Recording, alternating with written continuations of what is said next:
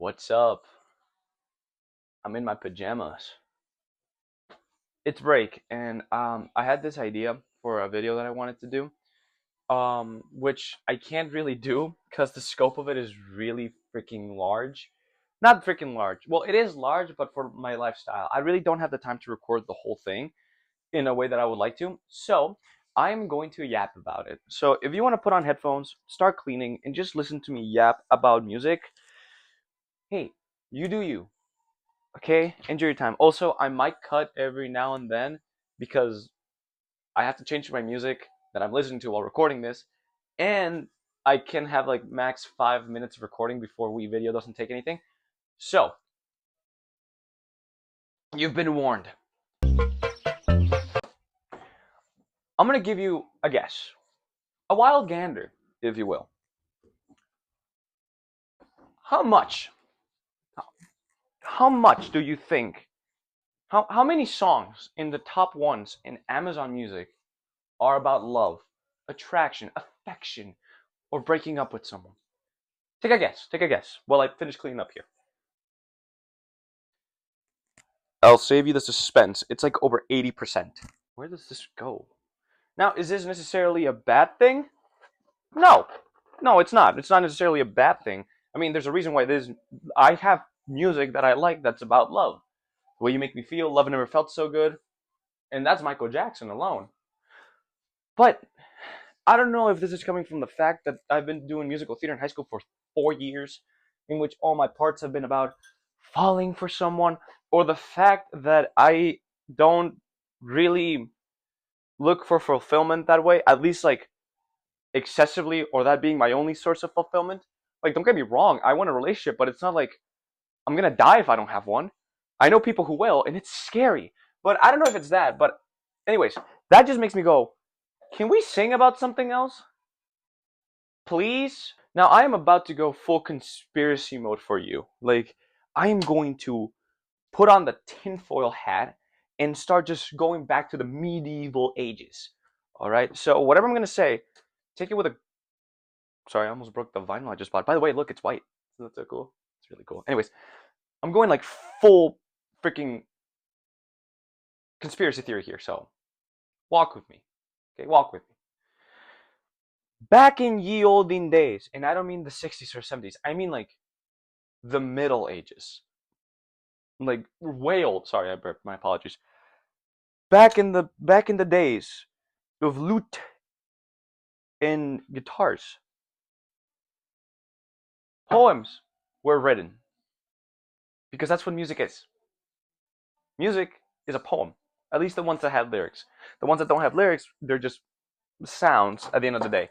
But music with lyrics are poems. They follow the rules of poems. And usually what happened is that somebody would write a fire poem. They would go, damn, this poem just, it makes me feel things. I like it, which is good. That's what poetry is supposed to do. It's supposed to make you feel things.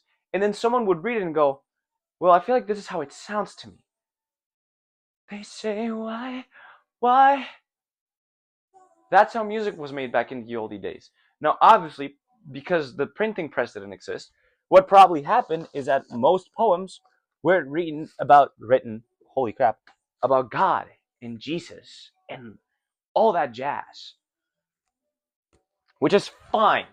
There's nothing wrong with that. There's a lot of good Christian music out there. And then the printing press came out, and people started writing about more things, not just God or Jesus. Poems began being about other things, like how you like the spring, or how that one frog looks really interesting in the corner over there. But obviously, because poetry is about emotions and how you feel about them, love came in, which is fine. It's fine to write about love and attraction and wanting to be with someone. It's a really powerful emotion. I'd be shocked if no one wrote about it. But it gets to a point, right? So what probably happened during this time is that people found poems about love and affection and wanting to be with someone and said, wow, this makes me feel like this.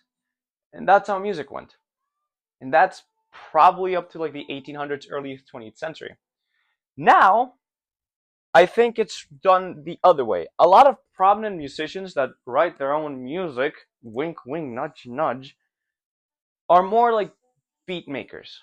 They make the beat and then they go, what fits? What? Oh shoot! Oh look, practice tracks, great. Speaking of music, no, they go, what fits this tune? What fits it? Now, I can't blame them. Love is probably like the easiest what's it called emotion to attach to any tune or song because it fits anything. Do you have a song that sounds angry? You can write about a breakup or not wanting to be with someone. Do you have a somber, relaxing song? You can just write about wanting to be with someone. Fun fact, human nature is not really about love. Did you know that?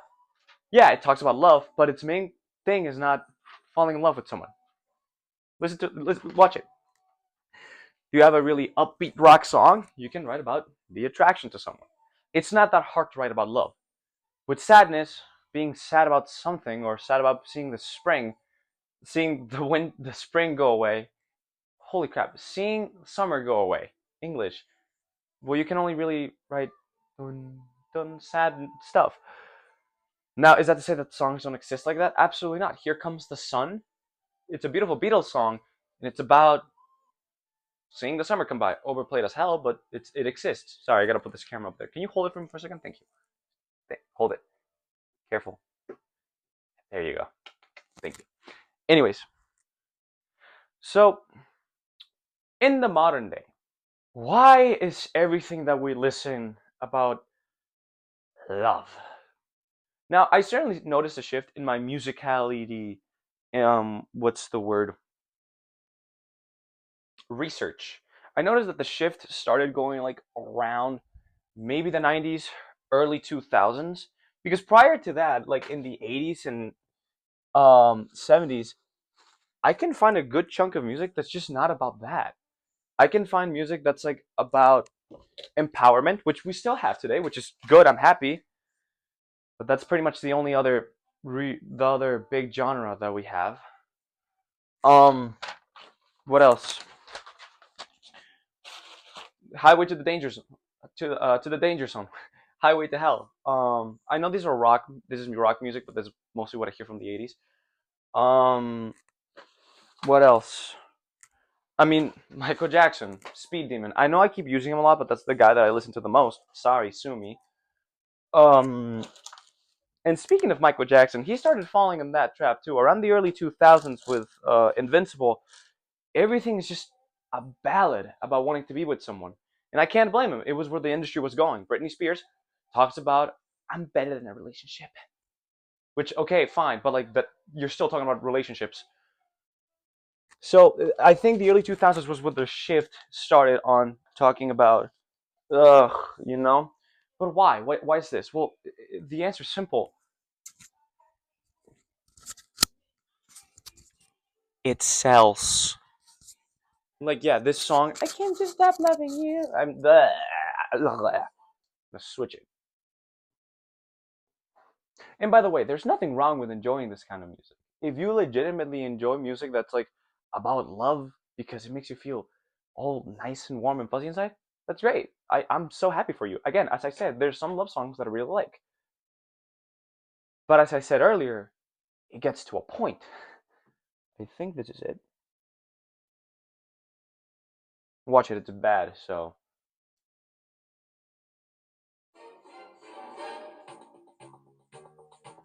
That was funny, right? That was really funny. Come on, it was funny. Anyways, as I said earlier, it sells. Love music sells really well, as we can clearly see nowadays. Now, is this a problem with music productions only choosing that kind of music because it sells? No, absolutely not. Million dollar corporations, specifically those dealing with artists, absolutely respect the material. But with that said, Hershey's lip balm. It's really good. You should try it. With that said, we are a generation that's obsessed with falling in love. Like everything we've consumed since we were little kids has some sort of relationship applied to it, and the idea that you're not going to be happy unless you have said relationship. Don't believe me? Mario. Who is he always trying to save? Oh, this no. Peach. Why? Because I don't know. He'll be happy.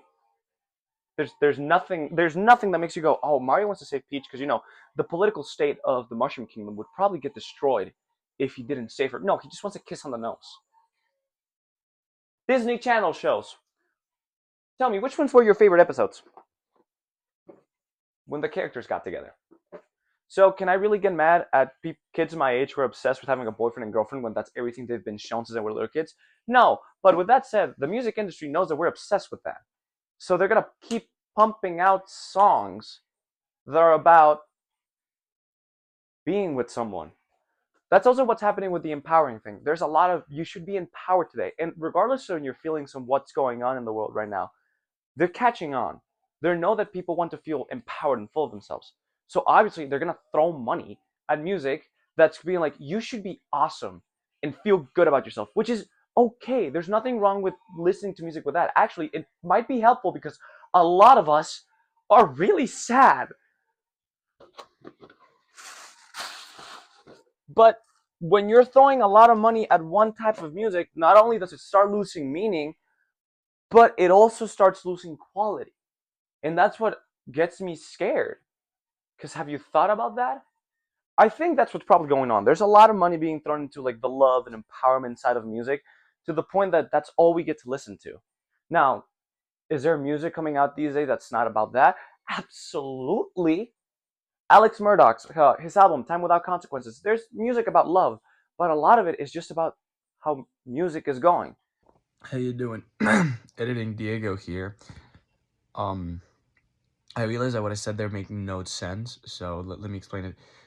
Alex Murdoch's album Time Without Consequences, yes, has love songs, but a lot of the songs are just about the passage of time and how it affects you. It has nothing to do with love. I don't.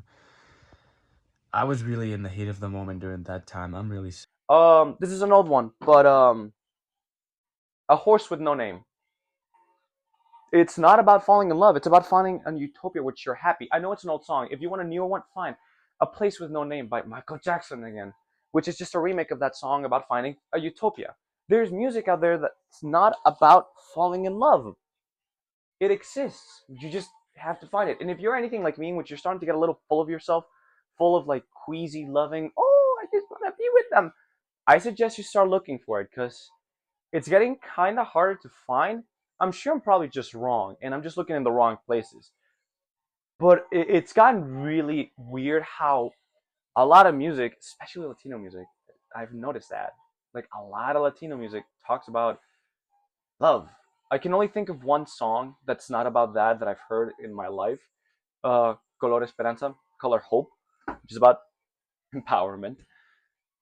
But I can't really think of a lot of Lleva Café en el Campo, which is it's such a weird thing to just burst out of there. I guess International Love, but that's not really a Latino song. It's just the style. Anyways, so that's kind of the end of my yap. Can't really think of anything else. Like a call to action, just don't. I mean, there's not really. If you enjoy this music, there's no problem for you. If you like listening to music about love, I'm happy for you. That's good. If you don't and you're like me, well, there's music for you being made out there. It exists, although it might be more indie than mainstream. But yeah, and again, there's nothing wrong with enjoying a love song. Just don't let it control your viewpoints in relationships, which is something we all have to start doing as a generation in society.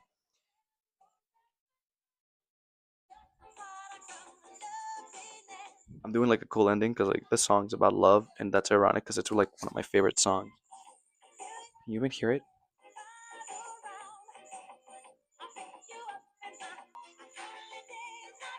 Wait, I just remember something that I have to tell you guys. Okay, it's one last point. I swear. It's about finding music that's not about love.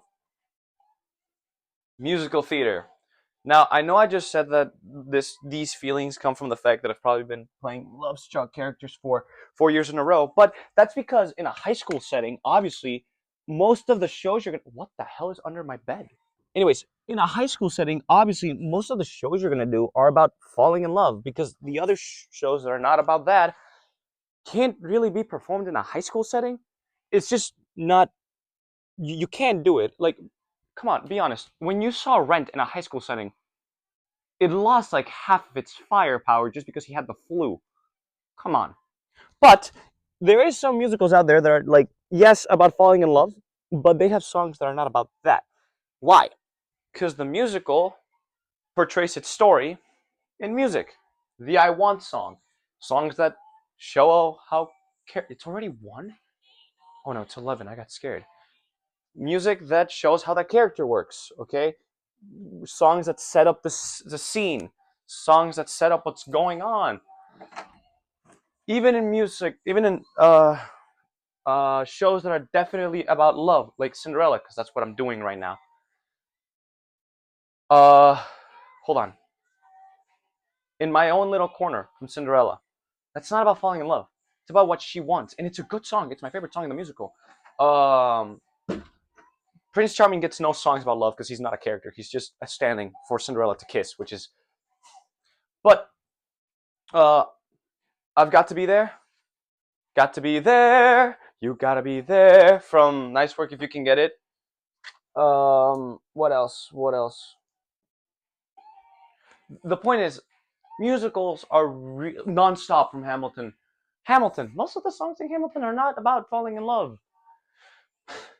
The SpongeBob musical, because I just saw SpongeBob, and I don't like that musical. I'm sorry, I don't. It's really boring. You can't have people act like cartoon characters. It just doesn't work. Anyways, I feel like that's one of the reasons why people are so attracted to musicals because they talk about something else. It's not just falling in love. But yeah, that's just an extra pointer that I wanted to put out there. Okay, now I'm done for real.